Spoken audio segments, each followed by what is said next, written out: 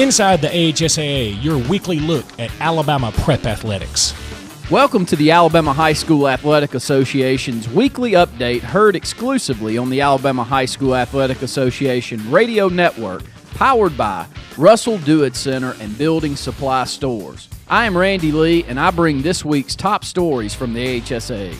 The first week of the football season got off to a great start with more than 70 regular season games played in the new AHSAA format, which allows schools to play 10 regular season games over an 11-week season. Many other schools continue to play Jamboree contests and will now have 10 weeks to play its 10 regular season games. None started better than Smith Station and its junior quarterback Dalton Sinkfield. Sinkfield became the first quarterback to crack the 400-yard passing mark with a 433-yard performance in the Panthers' 38-13 prep football win over Sumter, America's Georgia, last Friday. The 6'1" junior was 24 of 33 passing with 4 touchdown throws to earn the Alabama High School Athletic Association's prep spotlight for Week 1 of the 2014 season. Sinkfield completed 8 passes to Armani Reedy for 127 yards and a 39-yard touchdown strike, had 7 tosses caught by Austin Taylor, 2 of them for touchdowns of 9 and 11 yards, and delivered touchdown passes of 6 and 59 yards to Trey Trimble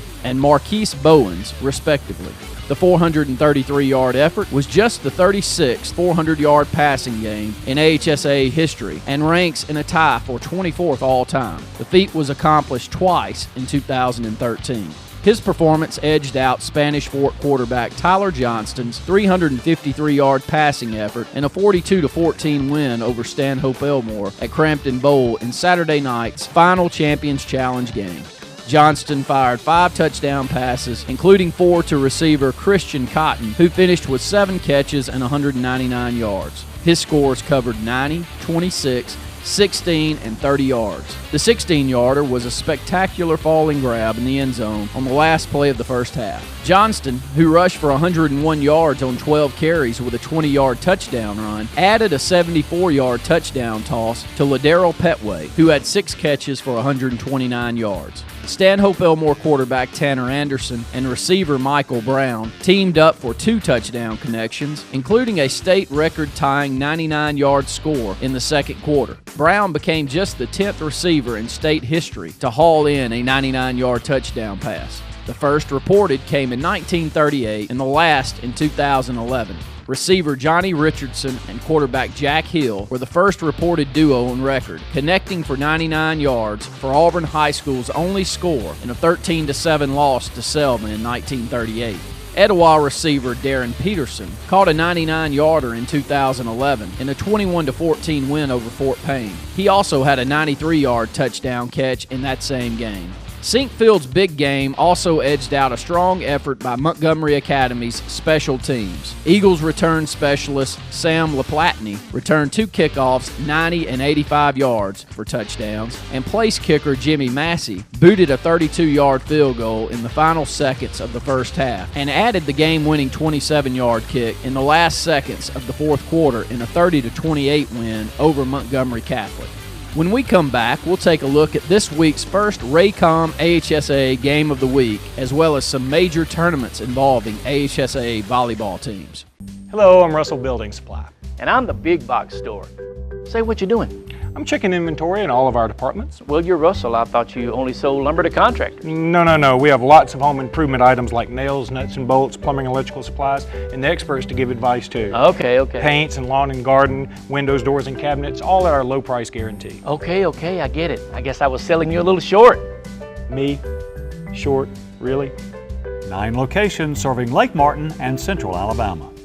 What is LMG? It's a team of professionals with the tools to create a successful marketing plan to help your business grow. LMG has successful designs that get results for the individual and the business. We provide signs of all types, screen printing and embroidery, promotional products, web design, audio and video production, and much more. LMG has 3 locations to serve you in Alex City, Dadeville, and the Auburn-Opelika area. Call us at 888-533-6758.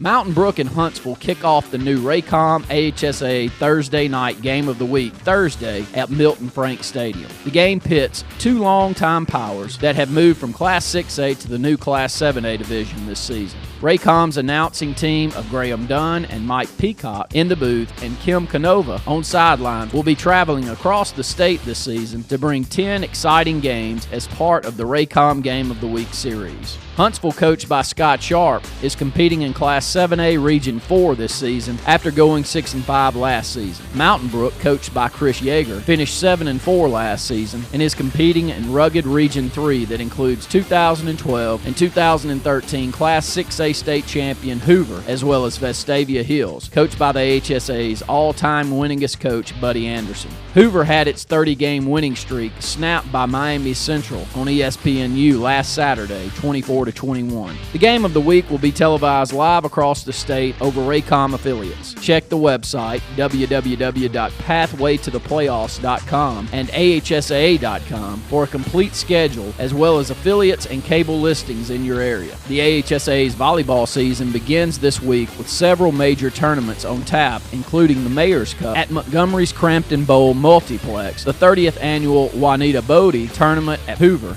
Most cross-country teams get underway next week. Also check out the NFHS AHSAA TV network, where a number of football games are slated to be web-streamed live this week. The list can be found at www.ahsaa.com and its NFHS TV link. And on Friday night, tune in to the AHSAA Radio Network Football Scoreboard Show. The complete list of stations carrying the scoreboard show can be found at AHSAA.com and AHSAARadionetwork.com. Until next week, this is Randy Lee for the AHSAA Radio Network.